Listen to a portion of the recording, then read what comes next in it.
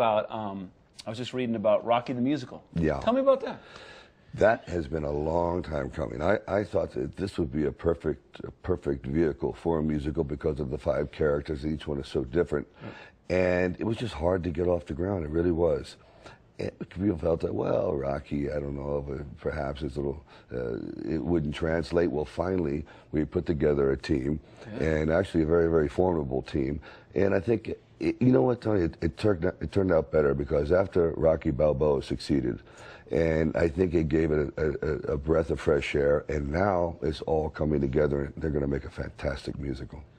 And, you know, Rocky Balboa was such a success, and people love to see it come back. You have Rambo coming back. But tell me about what happened down there with the coup, and I don't know much about it. I read some stuff, but I'd rather go to you and ask you. The day we landed is when Thailand had their coup. I'm seeing all these planes leaving, and here comes one arriving, and that is us.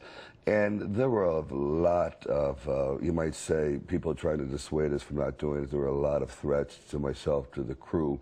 The people that had the biggest problem were the Burmese that were in the film.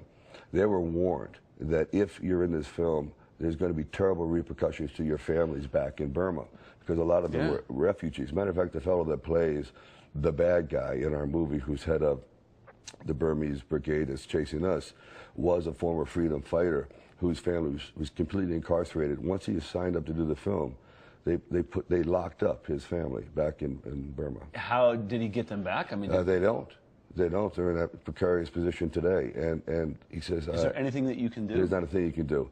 It is the most oppressive regime on the planet. This is a war that's been going on for 60 years against peasants. It's something that is so uncalled for. And really what it gets down to, Tony, is this little group of Karen. It's a Christian group in a Buddhist world.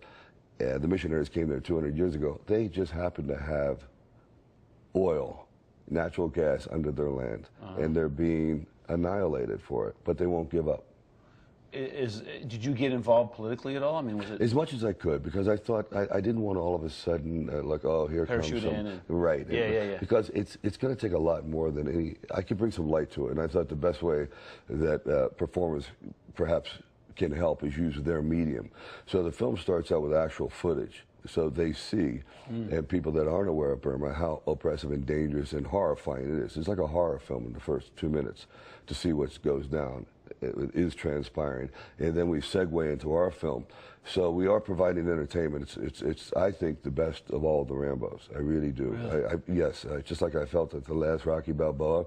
As much as the first one was very sentimental, the last one had a lot of weight, a lot of gravitas, because after 30 years, you go